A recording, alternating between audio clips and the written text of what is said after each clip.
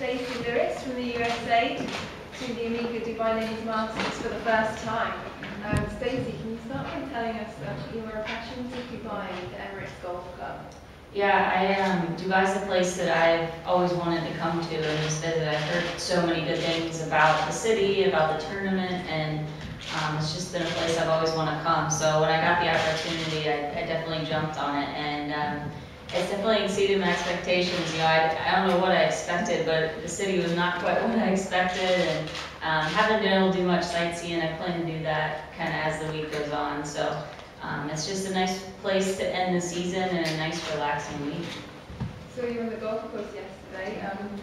What do you think you needed in particular about it? I mean, my first impressions are that you have to drive it well.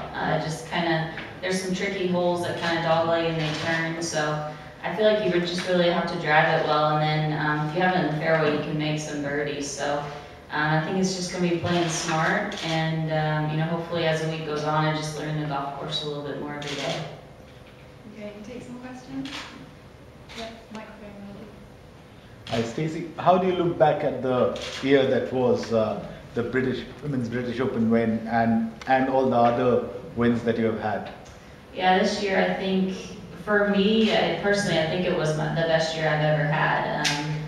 3 wins and a major, especially winning the British Open at St. Andrews, was definitely probably the highlight of my career. And I've just played some really consistent golf. I don't really know what to explain it by other than I've just been, you know, slowly kind of getting better with every little part of my game, and it's just been nice. It's been really consistent and a little bit easier. And obviously you were also #1 this year, if only for 4 weeks. But how was that experience, and how are you looking forward to getting back to that place again? Yeah, at the end of last year, I kind of thought that maybe in the middle of summer, around if I played well in the majors, I could get up to #1. And I really kind of surprised me how quick I got there. Jumped out to 2 quick wins to start the year, and then it was kind of a shock. I mean, I didn't really know what to expect, and it was crazy, just all the media requests and the fans wanting your time, and it was a little bit overwhelming. So, you know, my goal is to get back there just so I can actually get to enjoy it a little bit, and now that I know what to expect, make it a little bit easier too.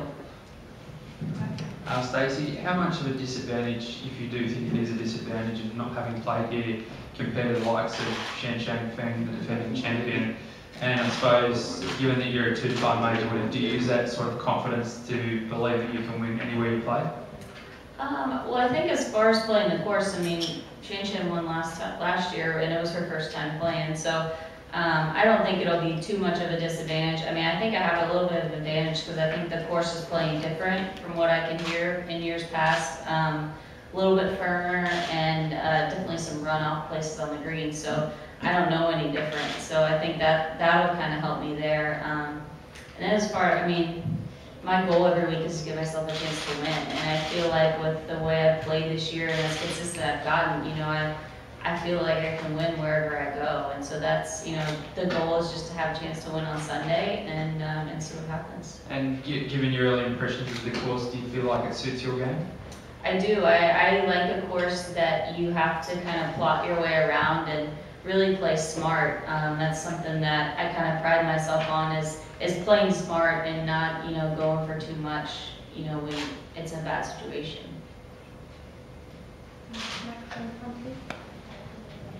Stacy, has life changed at all for you since winning the British Open?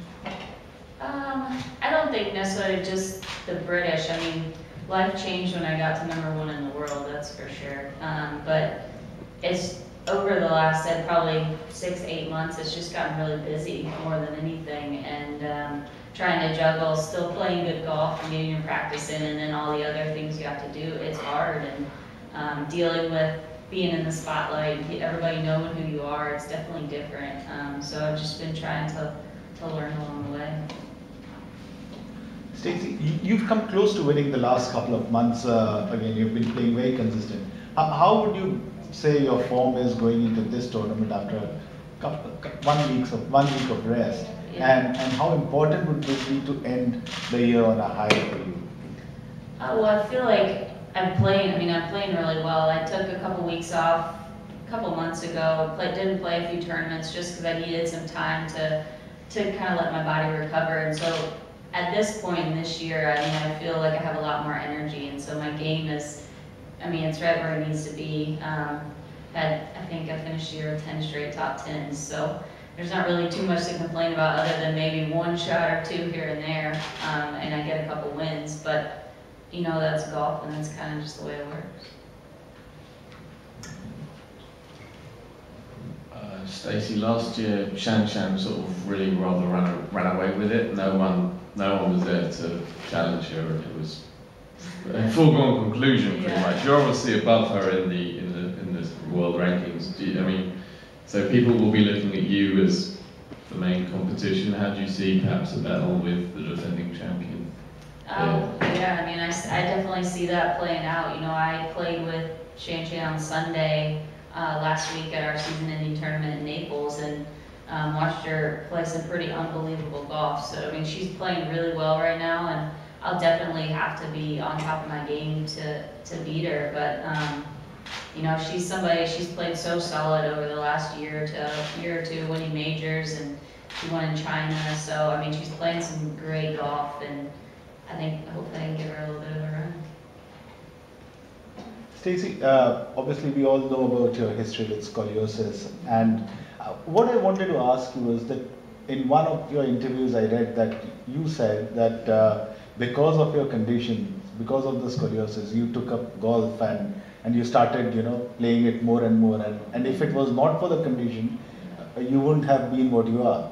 Yeah. Is that you're looking at a silver lining, or is that generally, is that what you really feel in your heart, that it is because of this? Yeah, well, it kind of started, I started playing just kind of with my dad for fun, and then I had to wear this back brace for 6.5 years. I had to wear it 18 hours a day. So I got, 5 or 6 hours a day where I didn't have to wear it. And my doctor always encouraged me to play sports, do what other kids are doing, do whatever you want to do. And I just found golf, rounds take at least 4 hours, and you put some practice in there. And so it pulled me away from having to wear that brace, and you really haven't even think about it. That was the time during the day I didn't have to wear it, was when I went to the golf course. And I think, I really think that's why I went towards golf.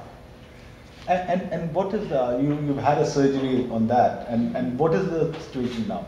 Is it going to be still curving, or is it now all right? You don't have to worry about it at all? Or what kind of precautions do you need to take? Yeah, I don't, I knock on wood, haven't had any issues with it. It's something that, once I did the surgery, I have a rod and 5 screws in my back, and it's going to be there for the rest of my life. And my back's it's still not perfectly straight, but it's at least more manageable, that it's not noticeable, it doesn't hurt. I really just try to take care of it. I have a trainer, I work out every day, stay loose, stay fit, and that really kind of takes care of it. So, my back really feels pretty good.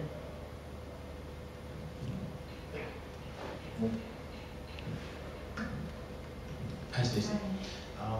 Coming off the year that Inbee Park has had, and a couple of the other Korean, Asian players, etc., they said that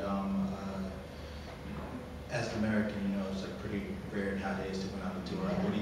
What do you think of that, and what do you think of her years? We get asked every week in the States, where are the American players and kind of what's going on. And, I took it as motivation to just kind of go play well, so I didn't have to answer those questions anymore. And so it's been cool for me to kind of be leading the way for the American players. And, the year Indy's had is it's unbelievable. And I think it really kind of spurred me on to practice more and to get better, just because I don't think anybody, you think you can win every tournament, but to really think you could win 3 majors in a year, I don't think many people actually thought that. So she really opened my eyes to that really anything is possible, and really got me to work hard the last half of the year. Stacy, can I ask you about your personal relationship with Shan? Given the history in the last couple of months when you came off Twitter. Yeah. I mean, it was nothing between you two, but I mean, Right. you were in China and she's a Chinese. But Yeah. how's been your personal equation with her?